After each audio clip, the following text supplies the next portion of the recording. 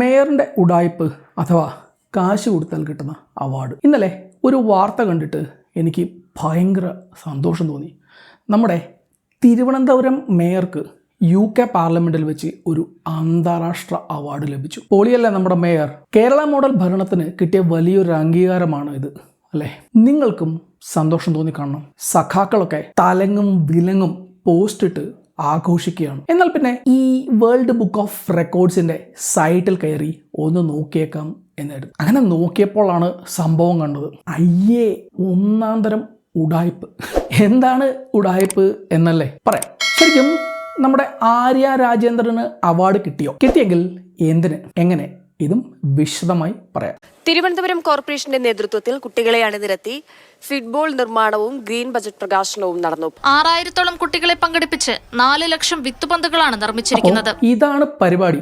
Award കിട്ടിയത് 6000 school കുട്ടികൾ 4 ലക്ഷം seed ball ഉണ്ടാക്കിയതിനാണ്. Award എന്ന് വിളിക്കാൻ പറ്റില്ല, അത് പിന്നാലെ പറയാം. ആദ്യം നമുക്ക് എന്താണ് ഈ വേൾഡ് ബുക്ക് ഓഫ് റെക്കോർഡ്സ് എന്ന് നോക്കാം. എനിക്ക് നാളെ രാവിലെ ഒരു ആഗ്രഹം തോന്നുന്നു, ഉച്ചയ്ക്ക് 10 ദിവസം തുടർച്ചയായി ഹലുവയും മത്തിക്കറിയും കഴിക്കണം എന്നും അതിൻ്റെ പേരിൽ ഒരു സർട്ടിഫിക്കറ്റ് വേണം എന്നും. എനിക്ക് നേരെ ഈ വേൾഡ് ബുക്ക് ഓഫ് റെക്കോർഡ് സൈറ്റിൽ പോയി ഈ സംഭവം രജിസ്റ്റർ ചെയ്യാം. രജിസ്റ്റർ ചെയ്താൽ സർട്ടിഫിക്കറ്റ് കിട്ടുമോ?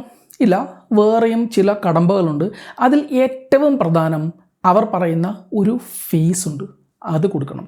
ഫീസോ എന്ന് ചോദിക്കും മുമ്പ് ഈ വേൾഡ് ബുക്ക് ഓഫ് റെക്കോർഡ്സിൻ്റെ വർക്കിംഗ് മോഡൽ ഒന്നറിയണം. റെക്കഗ്നൈസേഷൻ ആസ് എ സർവീസ് എന്ന് വെച്ചാൽ നമ്മുടെ കയ്യിലിരിക്കുന്ന കാശ് കൊടുത്ത് ഒരു സർട്ടിഫിക്കറ്റ് വാങ്ങണം. അതായത് ആര്യ രാജേന്ദ്രന് കാശ് കൊടുക്കാതെ ഈ അവാർഡ് കിട്ടില്ല. അല്ലെങ്കിൽ ഈ അവാർഡിൻ്റെ പ്രോസസ്സ് ഇവർ വെളിയിൽ വിടട്ടെ. ഇതാണ് സംഭവം. ഇത് ഗിന്നസ് വേൾഡ് റെക്കോർഡ്സ് ഒക്കെ പോലെ മെറിറ്റിൻ്റെ അടിസ്ഥാനത്തിൽ നടക്കുന്ന ഏർപ്പാടല്ല. അവർ അവരുടെ ആളെ വിട്ട് നമ്മൾ 10 ദിവസം അലുവയും മത്തിക്കറിയും കഴിച്ചോ എന്നും ഒക്കെ നോക്കും. നമ്മൾ പറയുന്ന പേരൊക്കെ വെച്ച് സർട്ടിഫിക്കറ്റ് അച്ചടിച്ച് തരും. വേണമെങ്കിൽ ആര്യ രാജേന്ദ്രൻ ഓഫ് CPIM എന്നുവരെ അവർ സർട്ടിഫിക്കറ്റിൽ പേരടിച്ചു തരും. പക്ഷേ പലരെയും ത്രില്ലടിപ്പിച്ച ഒരു കാര്യമുണ്ട്. ഈ അവാർഡ് ദാന ചടങ്ങ് നടന്നത് UK പാർലമെൻറ്റ് കെട്ടിടത്തിലാണ്. കോട്ടൊക്കെ ഇട്ട് വന്ന് സർട്ടിഫിക്കറ്റ് പ്രിൻ്റ് ചെയ്ത് നമുക്ക് തരും. നമുക്ക് ഫോട്ടോ ഒക്കെ എടുക്കാം. നാട്ടിലെ പ്രാഞ്ചിയേട്ടന്മാർക്ക് പറ്റിയ പരിപാടിയാണ് എന്നർത്ഥം. മേയർ ആര്യ രാജേന്ദ്രന് ഒരു പ്രാഞ്ചിയാവാൻ അവകാശമില്ലാത്ത നാടാണോ ഇത് എന്ന് ചോദിച്ചാൽ ഒരിക്കലുമല്ല. കാശ് കൊടുത്ത് സർട്ടിഫിക്കറ്റ് വാങ്ങാനും കാശ് കൊടുത്ത് ചടങ്ങ് സംഘടിപ്പിക്കാനും ഒക്കെ ഏത് പ്രാഞ്ചിയേട്ടനെയും പോലെ ഏത് പ്രാഞ്ചി ചേച്ചിക്കും അവകാശമുള്ള നാടാണിത്. എന്നാലും ചില പ്രശ്നങ്ങളുണ്ട്. ആദ്യം ഈ സർട്ടിഫിക്കറ്റ് എന്തിനായിരുന്നു? തിരുവനന്തപുരം നഗരസഭയിൽ നടപ്പിലാക്കിയ സുസ്ഥിര വികസന പ്രവർത്തനങ്ങൾക്ക് ഇന്ന് UK പാർലമെന്റിൽ വേൾഡ് ബുക്ക് ഓഫ് റെക്കോർഡ് സംഘടിപ്പിക്കുന്ന ചടങ്ങിൽ സർട്ടിഫിക്കറ്റ് ഓഫ് എക്സലൻസ് നഗരസഭ മേയർ എന്ന നിലയിൽ ഞാൻ ഏറ്റുവാങ്ങുകയാണ്. എല്ലാ പ്രവർത്തനങ്ങൾക്കും എല്ലാ പ്രതിസന്ധികളിലും തളരാതെ മുന്നോട്ടുകൊണ്ടു പോകുന്നതിന് എന്നെ പ്രാപ്തമാക്കിയ എൻ്റെ പ്രസ്ഥാനത്തിനും എന്നെ ചേർത്ത് നിർത്തിയ ജനങ്ങൾക്കും ഞാൻ ഈ പുരസ്കാരം സമർപ്പിക്കുന്നു.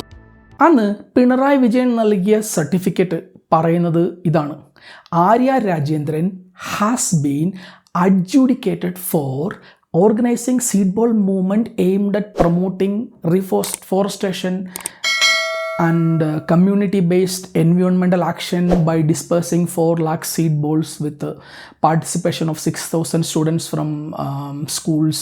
അങ്ങനെ, അതായത് ഓഗസ്റ്റ് 9 പുത്തരിക്കണ്ടത്ത് 6000 വിദ്യാർത്ഥികൾ 3 മണിക്കൂറിനുള്ളിൽ 4 ലക്ഷം സീഡ് ബോളുകൾ ഉണ്ടാക്കിയ പരിപാടി ആര്യ രാജേന്ദ്രൻ സംഘടിപ്പിച്ചത് അവർ വെരിഫൈ ചെയ്തിരിക്കുന്നു എന്നാണ് അതിൻ്റെ അർത്ഥം.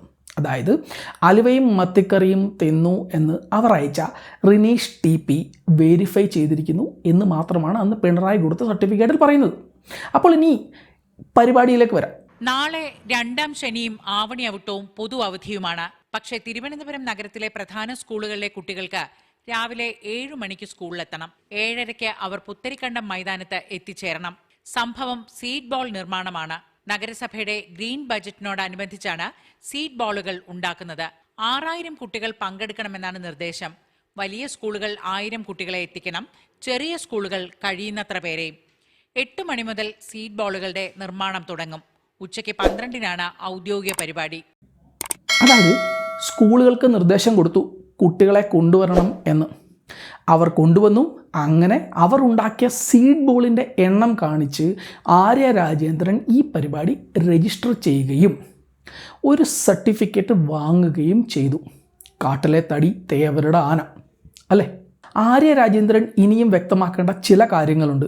ഇവർ കാശൊക്കെ മുടക്കി ഏർപ്പെടുത്തിയ ഈ പരിപാടിക്ക് പണം മുടക്കിയത് ആരാണ്? നഗരസഭയാണോ അതോ അവരുടെ പാർട്ടിയാണോ? കാരണം പാർട്ടിയുടെ പേരാണല്ലോ വെച്ചത്. അതോ സ്വന്തം കാശോ? ഇവർക്ക് ലണ്ടനിലേക്കുള്ള യാത്ര ആരാണ് സ്പോൺസർ ചെയ്തത്? ഇതൊക്കെ പ്രതിപക്ഷം ഇവരോട് ചോദിക്കണം എന്നാണ് എൻ്റെ അഭിപ്രായവും പ്രതീക്ഷയും. എന്തായാലും ചുരുക്കത്തിൽ മേയർ കാണിച്ചത് ഒന്നാം തരം ഉഡായിപ്പാണ്. ഈ ഉഡായിപ്പ് പിണറായി അറിഞ്ഞാണോ അല്ലയോ ആർക്കറിയാം. എന്തായാലും പാവം പിള്ളേരെ ഒരു സെക്കൻഡ് സാറ്റർഡേ സ്കൂളുകളിൽ സമ്മർദ്ദം ചെലുത്തി കൊണ്ടുവന്ന് ഒരു വിദേശ മാർക്കറ്റിംഗ് PR കമ്പനിക്ക് പണം കൊടുത്ത് ഒരു സർട്ടിഫിക്കറ്റ് വാങ്ങി പ്രാഞ്ചിയേട്ടൻ കളിക്കാനും ഈ അവാർഡ് തിരുവനന്തപുരം നഗരസഭയിൽ നടപ്പിലാക്കിയ സുസ്ഥിര വികസന പ്രവർത്തനങ്ങൾക്ക് ഇന്ന് UK പാർലമെൻറ്റിൽ വേൾഡ് ബുക്ക് ഓഫ് റെക്കോർഡ്സ് സംഘടിപ്പിക്കുന്ന ചടങ്ങിൽ സർട്ടിഫിക്കറ്റ് ഓഫ് എക്സലൻസ് നഗരസഭാ മേയർ എന്ന നിലയിൽ ഞാൻ ഏറ്റുവാങ്ങുകയാണ് എന്ന് തള്ളാനും ഇവർക്ക് ഒരല്പം പോലും നാണക്കേട് തോന്നുന്നില്ലേ എന്ന് മാത്രം ചോദിച്ച് നിർത്തുന്നു. ഈ വീഡിയോ ഇഷ്ടപ്പെട്ടെങ്കിൽ അത് മറ്റുള്ളവർ കൂടി പങ്കിടുക, സബ്സ്ക്രൈബ് ചെയ്യുക. യഥാർത്ഥ നേട്ടങ്ങൾ ആഘോഷിക്കുന്ന ഒരു സംസ്കാരം നമുക്ക് കെട്ടിപ്പടുക്കാം. കള്ളനാണയങ്ങളെയും പ്രാഞ്ചിയേച്ചിമാരെയും തിരിച്ചറിയാം. മേയർ പ്രാഞ്ചിയേച്ചിയാണ് എന്ന വിഷയത്തെപ്പറ്റി നിങ്ങളുടെ അഭിപ്രായങ്ങൾ കമൻറ്റിൽ രേഖപ്പെടുത്തുക. ഇത്തരക്കാരെ എന്താണ് ചെയ്യേണ്ടത് എന്നും നിങ്ങൾ എഴുതുക. അപ്പോൾ വേറൊരു വീഡിയോയിൽ കാണാം. നന്ദി, നമസ്കാരം.